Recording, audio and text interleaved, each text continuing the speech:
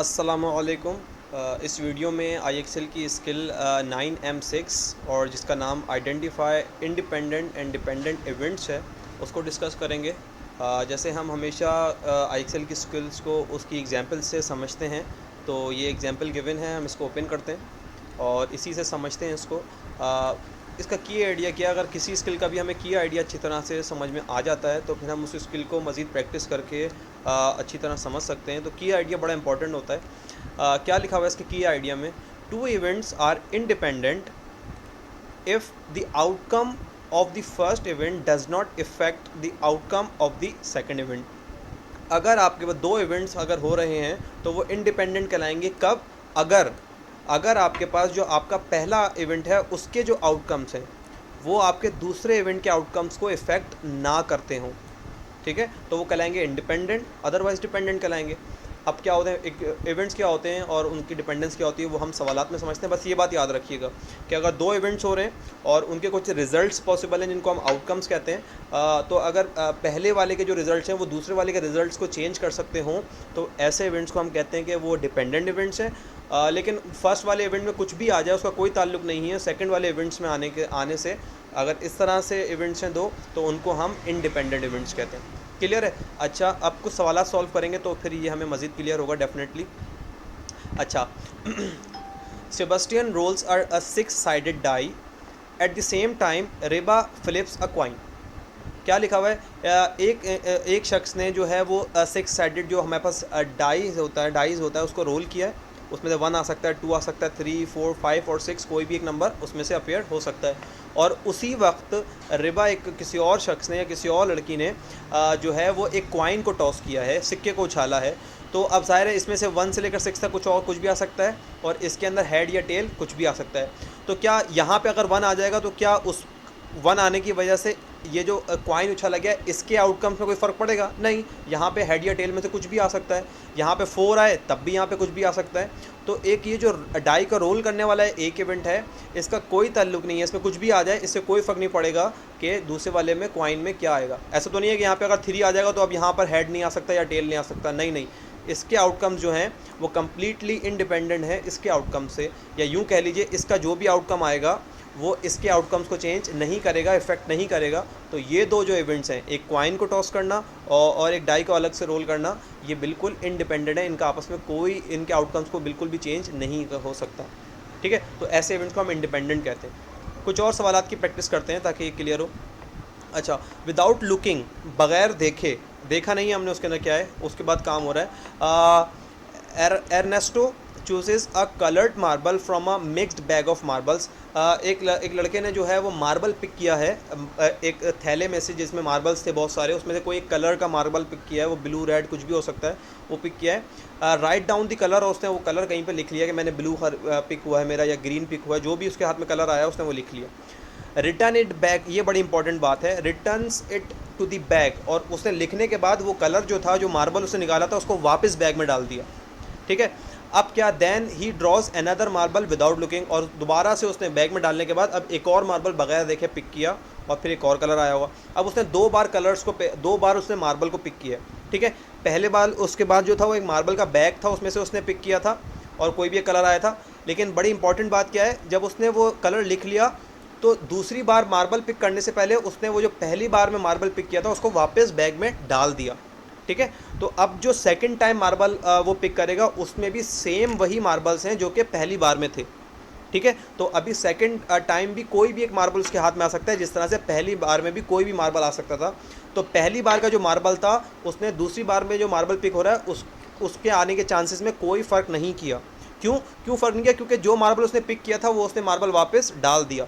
मैं आसानी के लिए अगर इसको और समझाऊँ आपको, फॉर एग्जांपल उसके मार्बल में उसके बैग में अगर 100 मार्बल थे तो उसने एक मार्बल पिक किया, उसका कलर लिखा और वापस डाल दिया।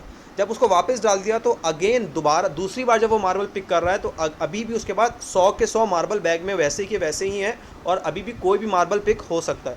तो क्योंकि उसने वापस डाल दिया है तो अब जो पहले आउटकम था वो कोई भी कलर हो उसका कोई ताल्लुक नहीं होगा जो आपका दूसरा कलर आएगा, ठीक है। लेकिन मैं सिर्फ समझाने के लिए आपसे अगर ये बात करूँ, उसने एक कलर निकाला जो बैग से निकला था, लेकिन उसको अगर इसमें तो उसने रिटर्न कर दिया, लेकिन अगर वो रिटर्न ना करता तो क्या होता? अगर वो रिटर्न नहीं करता तो फिर अब जो वो सेकंड बार मार्बल पिक करेगा, अब वो वाला मार्बल उसके पास हाथ में नहीं आ सकता जो पहली बार में आया है, क्योंकि वो ऑलरेडी वो निकाल चुका है। तो अगर वो वापस नहीं डालता बैग के अंदर, तो अब उसका जो दूसरा वाला आउटकम होता, दूसरा वाला मार्बल जो होता वो डिपेंड करता कि पहले वाले उसके ट्राई में क्या चीज़ निकल चुकी है, क्योंकि अब वो दोबारा निकल नहीं सकती। तो अगर उस तरह का केस होता जहाँ वो वापस नहीं डालता पहले मार्बल, तो वो हमारे पास डिपेंडेंट इवेंट हो जाते, क्योंकि फ़र्स्ट टाइम जो चीज़ आ गई है वो दोबारा नहीं आ सकेगी, इसलिए वो डिपेंडेंट हो गए। लेकिन क्योंकि यहाँ पे उसने कलर को मार्बल को निकाल के वापस डाल दिया, अब अगेन वो मार्बल दोबारा भी आ सकता है। तो जो सेकंड टाइम पे कुछ भी आ सकता है, फर्स्ट टाइम पे जो आ गया उससे कोई ताल्लुक नहीं है। तो ये अगेन इंडिपेंडेंट इवेंट की हमारे पास एग्जाम्पल यहाँ पे हमें नज़र आ रही है। ठीक है, तो ये अगेन इंडिपेंडेंट है।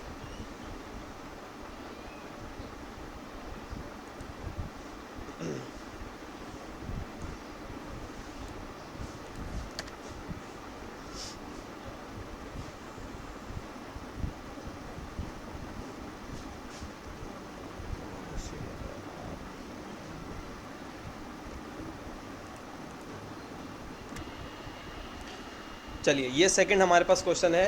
इसके अंदर Callier and Jamal pick out seats at a school orchestra concert.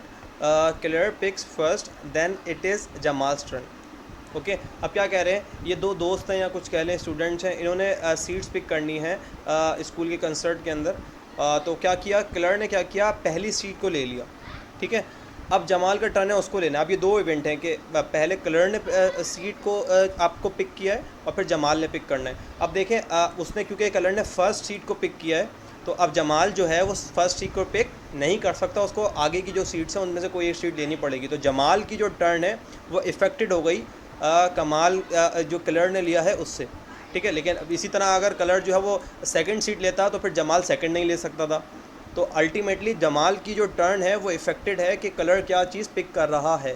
तो अगेन ये दो इवेंट्स हैं, आपस में क्या हो रहे हैं, डिपेंड हो रहे हैं, क्योंकि कलर क्या चीज़ पिक करेगा उससे डिपेंड करेगा कि फिर जमाल वो चीज़ पिक नहीं कर सकता। तो फिर जो जमाल के आउटकम्स हैं वो डिफरेंट हो जाएंगे उस जो कलर ने पिक किया है उसके ऊपर डिपेंड करते हुए। तो ये आपके पास डिपेंड कर रहे हैं आपस में, तो ये डिपेंडेंट इवेंट्स हो गए आपके पास। सेकंड है विदाउट लुकिंग, बगैर देखिए। Again Paul chooses a coloured marble from a picks bag. Same है कि विदाउट मार्बल कलर है, कहीं उसका कलर लिख रहा है और उसको वापस बैग में डाल दे रहा है। तो अगेन अगर वो चीज़ जो चीज़ हम पिक कर रहे हैं, अगर वो चीज़ वापस डाल दी जाए और दूसरे इवेंट के लिए हमारे पास फिर हमारे पास जो केसेस सारे सेम वही केसेस पॉसिबल हों जो पहले वाले इवेंट में थे, तो अगेन हमारे पहले वाले इवेंट का जो था उसका कोई इम्पैक्ट नहीं हुआ सेकंड वाले इम्पैक्ट के लिए, क्योंकि जो भी चीज़ पिक की गई थी उसको वापस डाल दिया गया और अब दोबारा से बैग वैसा ही है जैसे पहले का था। तो ये आपस में इंडिपेंडेंट इवेंट्स ही हो गए। ठीक है, एक दो सवाल और डिस्कस करते हैं वीडियो में, ताकि वीडियो प्रोलॉन्ग हो रही है लेकिन चीज़ें क्लियर हो जाए इंशाल्लाह। Terrell picks a card at random, puts it back. Again उसने क्या किया, 1 2 3 ये 3 कार्ड से उसने कोई एक कार्ड पिक किया और फिर उसको वापस कार्ड्स में डाल दिया और फिर दोबारा अनदर कार्ड पिक किया। ठीक है, फॉर एग्जांपल अगर मैंने कार्ड पिक किया और मेरा 3 आ गया, सही है। अब अगर मैं 3 वापस नहीं डालूँ और फिर दोबारा से एक और कार्ड पिक करूं तो फिर अब 3 नहीं आ सकता, 1 या 2 में से कुछ और आएगा। इस तरह के केस में क्या होंगे, डिपेंडेंट होंगे। लेकिन अभी क्या वो कह रहे हैं कि फॉर एग्जांपल मेरा अगर 3 आया तो मैंने 3 को वापस डाल दिया, अब दोबारा से मैं सिलेक्ट कर रहा हूँ कोई और सा दूसरा कार्ड, तो अब दोबारा 3 भी आ सकता है और 1 और 2 वैसे ही आ सकते हैं जैसे पहले आ सकते थे।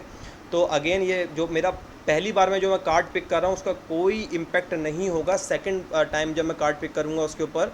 तो ये क्या हो गया, आपस में इंडिपेंडेंट इवेंट्स हो गए कि इनका आपस में कोई ताल्लुक नहीं है। आखिरी सवाल ये आखिरी सवाल डिस्कस कर लेते हैं इसके अंदर। Braden, a teacher, is asking his students to write down their favorite colors so that they may graph the results. क्या हो रहा है कि वो अपने 2 स्टूडेंट्स को या 2 से ज़्यादा स्टूडेंट्स को कह रही है कि भाई वो अपने फेवरेट कलर्स को लिखिए। तो जब वो फेवरेट कलर्स को लिखेंगे तो कोई बच्चा भी कुछ भी सिलेक्ट कर सकता है, इससे कोई फ़र्क नहीं पड़ता कि भाई अगर ब्लू सेलेक्ट कर लिया तो अब कोई और ब्लू सेलेक्ट नहीं कर सकता। ऐसा तो नहीं है, मैं भी ब्लू कर सकता हूँ और कोई और भी कुछ भी कर सकता है। मेरे कोई कलर्स चूज़ करने थे, बाकी क्लास के बच्चे जो कलर्स चूज़ कर रहे हैं उस पर कोई फ़र्क नहीं पड़ेगा। तो ये सारे इवेंट्स क्या हो रहे हैं, इंडिपेंडेंट हो रहे हैं कि कोई भी बच्चा कुछ भी सिलेक्ट कर सकता है। किसी के भी कुछ भी सिलेक्ट करने से किसी और बच्चे की प्रेफरेंस के ऊपर, उसकी पिक के ऊपर कोई इम्पैक्ट नहीं पड़ेगा। लेकिन अगर इस तरह की कोई कंडीशन होती है कि भाई अगर किसी ने एक ने पिक कर लिया है तो दूसरा बच्चा फिर पिक नहीं कर सकता, तो इस तरह की कंडीशन में वो डिपेंडेंट हो जाते हैं। लेकिन अभी क्या है कि हर बच्चे का कोई भी अपना फेवरेट कलर चूज़ कर सकता है, वो रिपीट भी हो सकते हैं, सब कुछ हो सकता है, सबका अपना अपना इंडिपेंडेंट है। तो वो सारे इवेंट्स क्या हो गए आपस में, इंडिपेंडेंट इवेंट्स हो गए। ठीक है, बहुत आसान सा कॉन्सेप्ट है, थोड़ा प्रैक्टिस हो सकता है आपको करनी पड़े। सिर्फ कॉन्सेप्ट ये माइंड में रखें भाई, पहली बार जो इवेंट हुआ, पहली बार जो काम किया गया, उसका जो रिज़ल्ट आया, क्या उस रिज़ल्ट ने सेकंड बार जो काम किया जा रहा है उसके आउटकम्स को कुछ चेंज किया? अगर चेंज कर दिया तो फिर ये है कि वो आपस में डिपेंडेंट थे। लेकिन पहले में कुछ भी आ जाए उससे कोई फ़र्क नहीं पड़ता कि दूसरे में क्या आएगा। अगर इस तरह की सिचुएशन है तो वो आपस में इंडिपेंडेंट इवेंट रहेंगे। तो इसकी प्रैक्टिस कीजिए, चीज़ों को समझ के इंशाल्लाह ये क्लियर हो जाएगा। Thank you so much.